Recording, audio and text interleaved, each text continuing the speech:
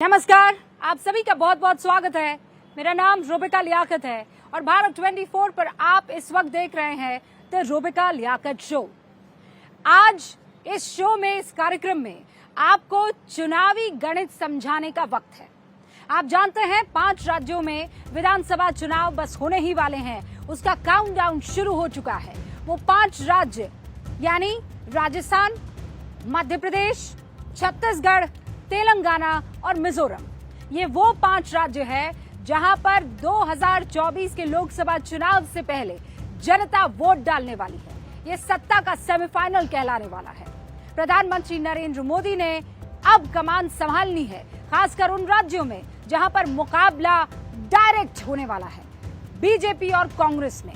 ये वो 3 राज्य हैं, छत्तीसगढ़, राजस्थान और मध्य प्रदेश। आज पंडित दीनदयाल उपाध्याय का दिन भी है।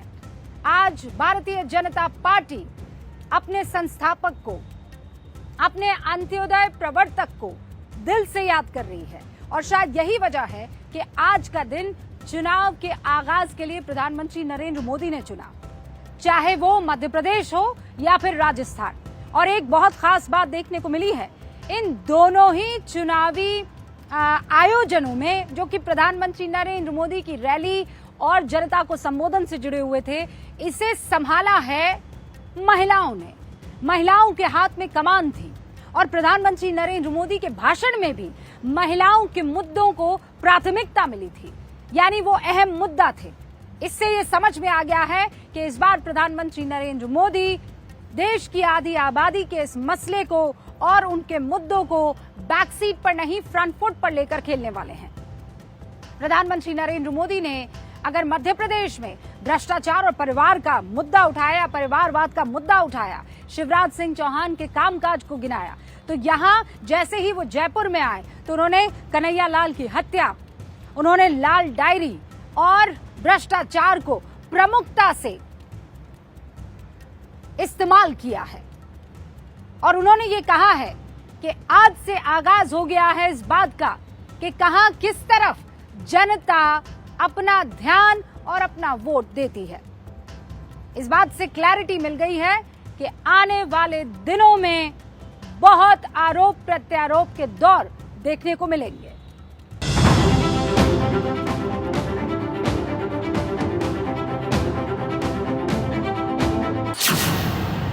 दो 2024 का सेमीफाइनल, बीजेपी का मिशन कमल, पीएम मोदी का करारा प्रहार, कांग्रेस पर ताबड़तोड़ वार। आचार संहिता लगने में कुछ ही दिनों का मौका बचा है, लेकिन मध्य प्रदेश में गूंज रहा ये गाना बता रहा है कि बीजेपी ने मध्य प्रदेश में विधानसभा चुनाव की थीम तैयार कर ली है। बीजेपी इस बार एमपी का चुनाव प्रधानमंत्री मोदी के कामकाज और उनके चेहरे पर लड़ने जा रही है। लिहाजा पीएम मोदी ने मंच पर आते ही कांग्रेस पर ताबड़तोड़ प्रहार शुरू कर दिए। कांग्रेस आज भी उसी पुराने ढरे, उसी पुरानी मानसिकता पर चल रही है। चांदी का चम्मच लेकर पैदा हुए इनके नेताओं के लिए गरीब का जीवन मायने नहीं रखता है। कांग्रेस नेताओं के लिए गरीब का जीवन एक एडवेंचर टूरिज्म है। दरअसल मध्य प्रदेश चुनाव को लेकर कांग्रेस बड़े बड़े दावे कर रही है। एमपी में शिवराज सिंह चौहान कमलनाथ के 1.25 साल को छोड़ दें तो 2005 से मुख्यमंत्री हैं। 2018 में कांग्रेस ने 15 साल बाद एमपी की सत्ता में वापसी की थी। लिहाजा एंटी इनकम्बेंसी की संभावना को खत्म करने के लिए इस बार चुनाव प्रचार का दारोमदार पीएम मोदी ने संभाल लिया है। बीजेपी की जीत सुनिश्चित करने के लिए बीते 6 महीनों में मध्य प्रदेश का ये पीएम मोदी का 7वां दौरा था। पीएम मोदी ने कांग्रेस सरकार की नाकामियों और भ्रष्टाचार का जिक्र करते हुए लोगों को सावधान किया। उन्होंने इस चुनाव में पहली बार वोट देने वाले युवाओं पर खास फोकस करते हुए कहा कि कांग्रेस ने मध्य प्रदेश को बीमारू राज्य बना रखा था, जिसे शिवराज सरकार विकास के रास्ते पर लेकर आई। जो युवा इस बार के चुनावों में पहली बार वोट डालेंगे, उन्होंने भाजपा की सरकार को ही देखा है। ये युवा सौभाग्यशाली है कि इन्होंने एमपी में कांग्रेस का वो बुरा शासन, वो बुराइयां उन्होंने देखी नहीं है। एमपी में कांग्रेस के शासन की पहचान थी कूनीति, कुशासन और करोड़ों का करप्शन। भोपाल में ऐतिहासिक कार्यकर्ता महाकुंभ में बीजेपी ने पूरे प्रदेश से करीब 10 लाख कार्यकर्ताओं को जुटाने का दावा किया है। लेकिन महिला आरक्षण बिल की कामयाबी को देखते हुए इस आयोजन की कमान पूरी तरह पार्टी की महिला नेताओं को सौंपी। प्रधानमंत्री मोदी ने इस महाकुंभ में महिला आरक्षण को लेकर कांग्रेस की मंशा पर करारा निशाना साधा। आज मैं मध्य प्रदेश सहित पूरे देश की बहनों को सावधान भी करना चाहता हूं। कांग्रेस और उसके नए नए घमंडिया गठबंधन ने मजबूरी में इस बिल का समर्थन बहुत खट्टे मन से किया है, बहुत बेमन से किया है। ये खट्टापन उनके बहानों में दिखाई देता है। और आप देखिए ये इनके गठबंधन में जितने लोग हैं, वही लोग हैं जिन्होंने 30 साल तक इस कानून को पारित नहीं होने दिया, पार्लियामेंट में हुड़दंग किया, बिल फाड़ दिए, स्पीकर पे हमले बोल दिए। और अब जब मजबूरी में उंगली उठानी पड़ी है, उनको लगता है कि अब देश की माताएं बहनें उनके चरित्र को जान गई हैं, तो अब क्या शुरू किया? ये क्यों नहीं है, वो क्यों नहीं है, ऐसा क्यों है, वैसा क्यों नहीं। उनको नारी शक्ति वंदन अधिनियम का मजबूरी में समर्थन इसलिए करना पड़ा क्योंकि मेरी माताएं बहनें जग गई हैं। मेरी माताओं बहनों का हौसला बुलंद है। मेरी माताओं बहनों ने शक्ति का परिचय करवा दिया है और इसलिए ये माताओं बहनों से डरे हुए हैं, इसलिए नीची मुंडी करके हाउस में अनचाहे अनमन से उंगली तो दबा दी। पूरे एमपी से आए बीजेपी कार्यकर्ताओं के सामने पीएम मोदी ने मध्य प्रदेश के विकास का विजन भी बताया।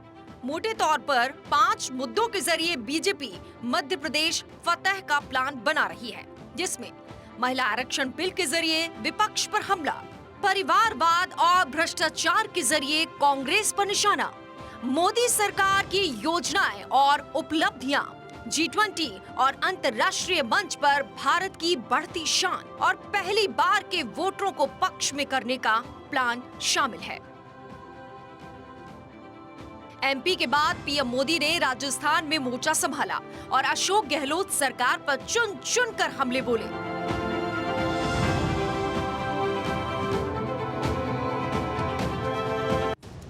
जयपुर में बीजेपी की परिवर्तन संकल्प रैली में उन्होंने राजस्थान सरकार को एक के बाद एक तीखे आरोप लगाकर कटघरे में खड़ा करने की कोशिश की।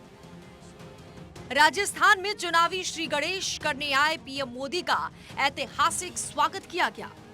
भोपाल की तरह जयपुर में भी रैली से पहले रोड शो हुआ, जिसमें बीजेपी का थीम सॉन्ग बजाया गया। इस आयोजन की कमान भी महिला नेताओं ने संभाली। तभी तो सब अपनी माता देश की जनता है। प्रधानमंत्री नरेंद्र मोदी ने दावा किया कि राजस्थान में जिस तरह से कांग्रेस ने सरकार चलाई है वो 0 नंबर की हकदार है, इसीलिए इस बार सत्ता परिवर्तन निश्चित है। यहां की कांग्रेस सरकार पेपर लीक माफिया को संरक्षण देती है। मैं आज राजस्थान के युवाओं को भरोसा देता हूं, राजस्थान में बीजेपी सरकार बनने के बाद इस पेपर लीक माफिया पर सख्त से सख्त कार्रवाई की जाएगी।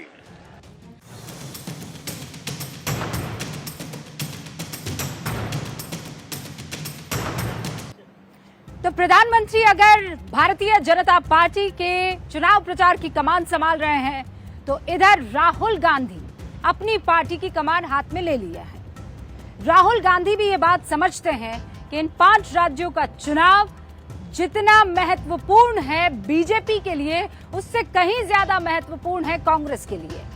ये सत्ता का सेमीफाइनल है, यह हर कोई जानता और समझता है, और इसीलिए इन 5 राज्यों में राहुल गांधी भी बहुत एक्टिव है।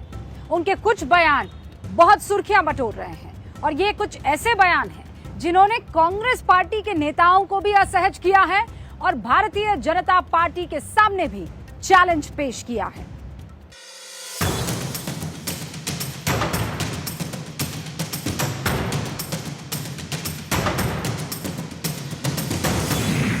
राहुल गांधी की एंट्री, कांग्रेस करेगी कमाल। 5 राज्यों में क्या हासिल करेगी कांग्रेस? 5 राज्यों के नतीजे तय करेंगे इंडिया का भविष्य। आज कांग्रेस सांसद राहुल गांधी छत्तीसगढ़ के बिलासपुर पहुंचे। छत्तीसगढ़ वो राज्य है जहां पिछले विधानसभा चुनाव में कांग्रेस ने राहुल की अध्यक्षता में बेहतरीन प्रदर्शन करते हुए 90 में से 68 विधानसभा सीटें जीत ली थी, और इसीलिए इस बार भी कांग्रेस राहुल गांधी को आगे कर सत्ता में वापसी चाहती है। यही एकमात्र वजह है कि राहुल गांधी बीते 1 महीने में दूसरी बार छत्तीसगढ़ पहुंचे, जहां बिलासपुर में आवास सम्मेलन के दौरान राहुल ने एक बार फिर बीजेपी पर तीखा हमला बोला। हर जाति के कितने लोग हैं वो डेटा हिंदुस्तान की सरकार के पास पड़ा हुआ है। नरेंद्र मोदी जी वो डेटा पब्लिक को नहीं दिखाना चाहते। क्यों नहीं दिखाना चाहते, मैं आपको बताता हूं। मैंने कास्ट सेंसस पे भाषण दिया, आपने देखा होगा। जैसे ही मैं कास्ट सेंसस की बात करता था, कैमरा उधर हो जाता था।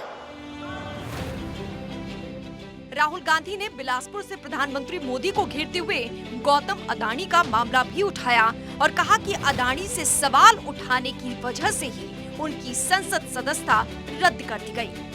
मोदी जी, आपका अडानी जी के साथ क्या रिश्ता है? डिफेंस में अडानी जी को पूरा का पूरा फायदा, पोर्ट्स में पूरा फायदा, एयरपोर्ट्स में पूरा फायदा। तो मैंने उनसे पूछा, नरेंद्र मोदी जी आपका रिश्ता क्या है? उनके हवाई जहाज में आप जाते हो, रिश्ता क्या है? जवाब मिला, मेरी लोकसभा की सदस्यता रद्द कर दी। राहुल इतने भर से नहीं रुके, उन्होंने महिला बिल के वक्त ओबीसी सचिवों को लेकर अपने बयान को भी बिलासपुर में दोहराया। मैंने चेक किया कि भैया इन 90 लोगों में से नरेंद्र मोदी जी की सरकार में पिछड़े वर्ग के कितने लोग हैं।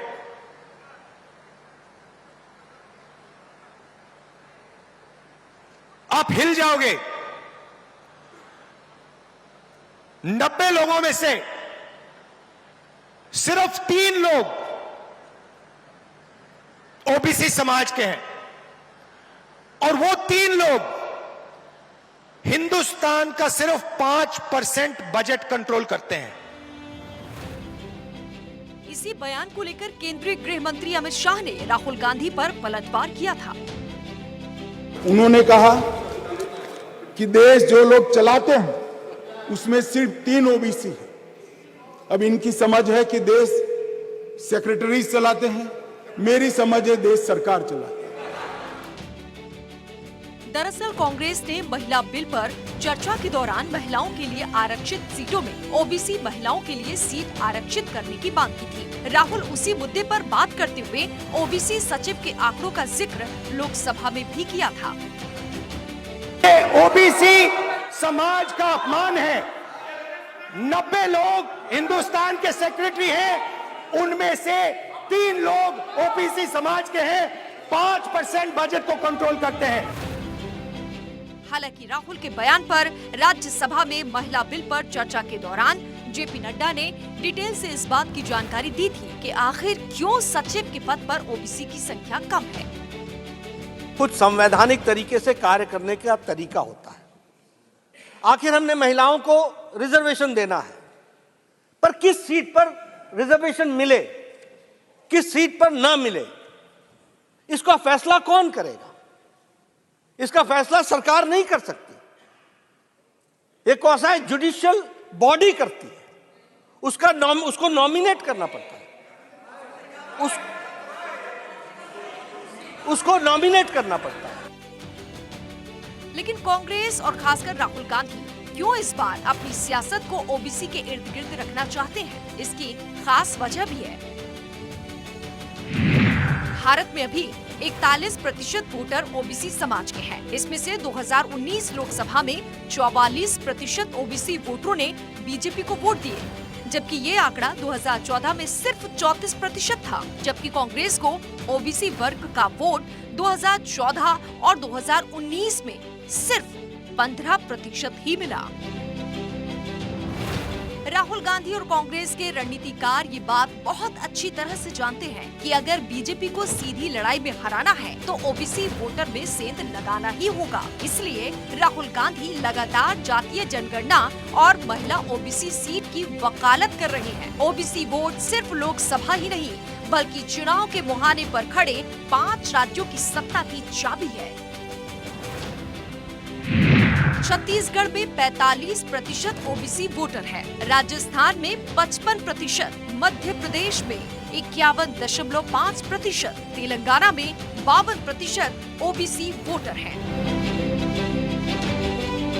यही एकमात्र कारण है कि कांग्रेस ने अचानक से ओबीसी को लेकर अपना स्टैंड बदल दिया। दरअसल 2011 की जनगणना के बाद केंद्र की कांग्रेस सरकार ने ओबीसी के आंकड़े सार्वजनिक नहीं किए थे। इसके साथ ही 2010 में जो महिला आरक्षण बिल कांग्रेस सरकार ने राज्यसभा में पास करवाया था, उसमें भी ओबीसी आरक्षण की बात नहीं थी। लेकिन 13 साल बाद इसी बिल में कांग्रेस ओबीसी आरक्षण की वकालत कर रही है। यानी लगातार 2 लोकसभा में हार के बाद कांग्रेस अब किसी भी हालत में बीजेपी के हिंदुत्व की सियासत की काट ओबीसी मुद्दा उछालकर खोज रही है। हालांकि बीजेपी ने पिछले 2 लोकसभा चुनावों में ओबीसी वोटर पर जबरदस्त पकड़ बना ली है। अब राहुल गांधी और इंडिया गठबंधन की कोशिश है कि 1992 की तरह एक बार फिर कमंडल के सहारे मंडल को खड़ा कर बीजेपी की काट मिल जाए। लेकिन जनता क्या 30 साल पुरानी रणनीति को अपनाएगी? इसका जवाब देना मुश्किल है। सियासी आर पार की लड़ाई के बीच राहुल गांधी की ट्रेन में सफर की एक तस्वीर भी सामने आई है। राहुल गांधी बिलासपुर से कार्यक्रम के बाद ट्रेन से रायपुर लौटे। दूसरी तरफ राहुल गांधी का एक और बयान चर्चा में आ गया है। दरअसल राहुल गांधी ने दिल्ली के एक कार्यक्रम में आगामी 5 राज्यों के चुनाव के लिए भविष्यवाणी कर दी। Right now, we are probably winning Telangana. Right. We are certainly winning Madhya Pradesh. We are certainly winning Chhattisgarh. Okay. Rajasthan, we are very close, and we think we'll be able to win. Okay. So that's what it's looking like. And by the way, that's also what the BJP is internally saying. Rahul Gandhi के इस बयान में उनके राजस्थान की भविष्यवाणी ने कांग्रेस के लिए परेशानी बढ़ा दी। राजस्थान के मुख्यमंत्री अशोक गहलोत लगातार राजस्थान में 156 से ज्यादा सीटें जीतने का दावा कर रही हैं, लेकिन उनके ही नेता ने लड़ाई को कठिन बताकर अशोक गहलोत के लिए असहज स्थिति पैदा कर दी है। राहुल जी ने छत्तीसगढ़ को मध्य प्रदेश को लेकर कहा है कि वहां तो हम तो जीत रहे हैं और राजस्थान में हम जीत सकते हैं, जीत जाएंगे, टक्कर है, जीत जाएंगे। ठीक है, राहुल गांधी जी के उनकी भावनाओं को या उनके कमेंट को हम एक चैलेंज के रूप में स्वीकार कर रहे हैं, चुनौती के रूप में स्वीकार करें। राहुल गांधी ने हमें चुनौती दे दी है, आप जीत के बताओ। ठीक है, तो इस चुनौती को हम स्वीकार करते हैं। हालांकि राजस्थान में कठिन लड़ाई की बात राहुल गांधी ने ऐसे ही नहीं कही है। प्रदेश का सियासी इतिहास राहुल के बयान को सही भी ठहरा रहा है। दरअसल राजस्थान में 1993 के बाद से यानी पिछले 30 साल से कोई भी सरकार दोबारा सत्ता में वापस नहीं लौट पाई है। आखिरी बार भैरव सिंह शेखावत 1993 में लगातार दूसरी विधानसभा चुनाव में जीत हासिल कर पाए थे, वो भी तब जब बाबरी मस्जिद विध्वंस के कारण उनकी सरकार को केंद्र सरकार ने बर्खास्त कर दिया था और राज्य में आखिरी बार 354 दिनों तक राष्ट्रपति शासन लगाया गया था। ये इतिहास राहुल गांधी भी अच्छी तरह से जानते हैं और समझते हैं, इसलिए उन्होंने अपने कार्यकर्ताओं को चैलेंज किया है ताकि राजस्थान कांग्रेस इतिहास को बदलने के लिए जी तोड़ मेहनत में जुट जाए। राहुल गांधी राजस्थान कांग्रेस के कार्यकर्ताओं को एक्टिव रखने के लिए चैलेंज कर रहे हैं, तो राहुल गांधी को तेलंगाना से चैलेंज किया जा रहा है। AIMIM अध्यक्ष असदुद्दीन ओवैसी ने राहुल गांधी को खुले मंच से चैलेंज कर दिया। कांग्रेस के लोग बहुत आएंगे। अरे मैं तो तुम्हारे लीडर से कहूंगा कि अब की बार वायनाड नहीं हैदराबाद से मुकाबला करो मेरा। आओ, मैं चैलेंज कर रहा हूं, वायनाड क्यों आओ, हैदराबाद को आओ, दो हाथ हम आजमा लेंगे, पंजा आजमा लेंगे, आ जाओ। कहां वायनाड जाते प्यारे, लाओ। ओवैसी के चैलेंज को राहुल गांधी स्वीकारते हैं या नहीं, वो तो राहुल गांधी का मसला है, लेकिन जो आत्मविश्वास ओवैसी अपनी लोकसभा सीट हैदराबाद के लिए दिखा रहे हैं, उसका कारण भी हैदराबाद का इतिहास है। हैदराबाद असल में ओवैसी का गढ़ माना जाता है। ओवैसी कभी भी हैदराबाद लोकसभा सीट से नहीं हारे हैं। वो 2004 से लगातार हैदराबाद के सांसद हैं। इससे पहले भी इस सीट पर ओवैसी के परिवार का ही दबदबा रहा, यानी सियासत के तेवर अब गर्म हो चुके हैं। राहुल लगातार अपनी पार्टी को मजबूत करने में जुटे हैं, लेकिन उन्हें बीजेपी और AIMIM जैसी पार्टियों से लगातार चुनौती भी मिल रही है। और यकीन मानिए 2024 के लोकसभा चुनावों को लेकर सियासी गर्मी अभी ऐसी ही रहने वाली है।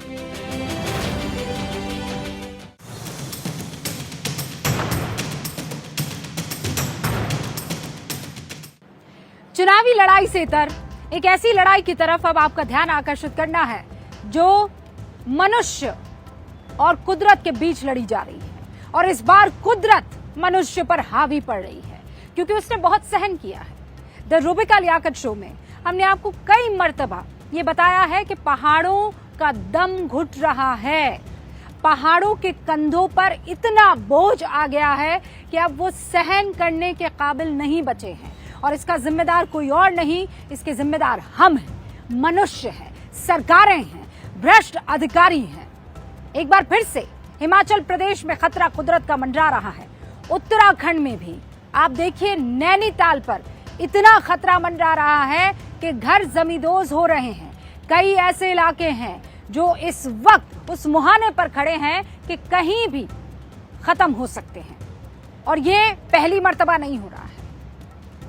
140 साल पहले अंग्रेजों ने इस इलाके में निर्माण पर रोक लगा दी थी। अंग्रेजों ने, उत्तराखंड बना, उसके 22 साल बाद वहां इतनी घनी आबादी हो गई मानो वहां कभी कुछ रुका ही नहीं था, बदस्तूर जारी था।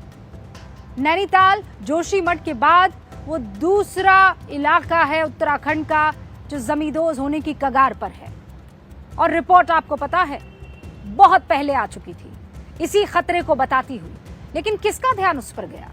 भ्रष्ट अधिकारी आंख मूंदे कुंभकर्णी नींद लिए लगातार यहां पर कंस्ट्रक्शन का काम करते चले गए और आज इंसान की जान खतरे में है।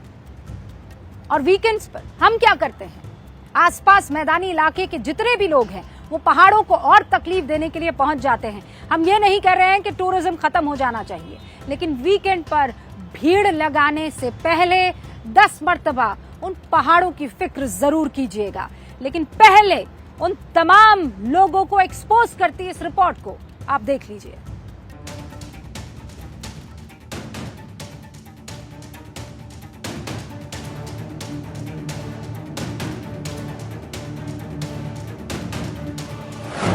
देवभूमि में दरार कब सुनेगी सरकार?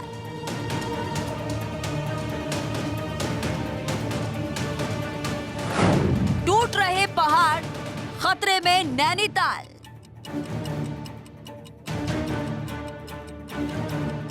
देवभूमि जिसके लिए दशकों तक आंदोलन चला, जिसे बनाने के लिए लोगों को जान तक गंवानी पड़ी। 23 साल पहले जब देवभूमि उत्तराखंड अलग राज्य बना तो एक उम्मीद थी, एक आशा थी कि अब देवभूमि स्वर्ग से सुंदर बनेगी, देवभूमि के लोगों की तकदीर बदलेगी, सरकार अपनी होगी तो अपने लिए काम भी करेगी। तकदीर जरूर बदल रही है, लेकिन सिर पर छत बनने के बजाय सिर से छत छिन रही है। इस नक्शे में आपको कुछ शहर दिख रहे हैं। जोशीमठ को तो अब आप सभी जानते हैं, क्योंकि शहर के घरों और सड़कों में बड़ी बड़ी दरारें पड़ी हुई है। जोशीमठ से 286 किलोमीटर दूर है उत्तरकाशी, 146 किलोमीटर दूर है श्रीनगर, 83 किलोमीटर दूर है कर्णप्रयाग और 191 किलोमीटर दूर है बागेश्वर, जबकि 272 किलोमीटर की दूरी पर नैनीताल है। उत्तराखंड के इन पहाड़ी शहरों में कुछ कॉमन है तो वो है घरों में पड़ने वाली बड़ी बड़ी दरारें। कहीं कुछ महीने से तो कहीं पर कुछ सालों से दरारें पड़ रही है। बाकी शहरों की बात भी करेंगे, लेकिन पहले बात झीलों के शहर नैनीताल की। इस तस्वीर को देखिए, ये नैनीताल के चाटन लॉज इलाके की है। 2 मंजिला मकान कुछ ही सेकंड्स में जमींदोज हो गया और ये सब कुछ हुआ भूस्खलन से। शहर के बीचों बीच भूस्खलन हैरान करने वाला जरूर है, लेकिन चौंकाने वाला बिल्कुल नहीं। भूस्खलन के चलते कई घरों में दरारें पड़ी हुई है। नैनीताल में 10,000 घर खतरे की जद में है। 250 घरों को खाली करा लिया गया। बलिया नाले के पास आलमा पहाड़ी पर भूस्खलन से 4 घर जमींदोज हो चुके हैं। नैनीताल उत्तराखंड के प्रमुख पर्यटक स्थलों में से है। आलमा पहाड़ी पर घनी आबादी बसी हुई है, लेकिन ये आबादी ही इस पहाड़ी के लिए मुसीबत बन गई है। इस पहाड़ी के इतिहास पर एक नजर डालते हैं, जिससे आपको इस इलाके के खतरनाक होने का एक अंदाजा लगेगा। आलमा पहाड़ी पर सन 1880 में भूस्खलन हुआ था। 151 लोगों की इस भूस्खलन में मौत हुई थी। 43 अंग्रेज अधिकारी भी मलबे में दफन हो गए थे। इस हादसे के बाद अंग्रेजों ने इस पहाड़ी पर निर्माण बैन कर दिया था।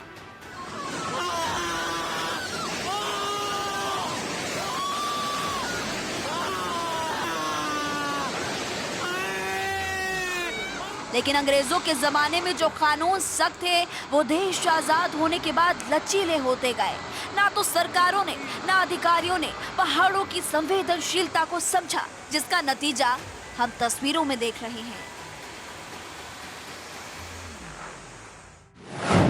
साल 1980 से आलमा पहाड़ी पर निर्माण धीरे धीरे शुरू हुआ।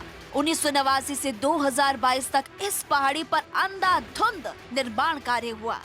अभी इस पहाड़ी पर 10,000 घर बने हुए हैं जो कि सभी खतरे की जद में है।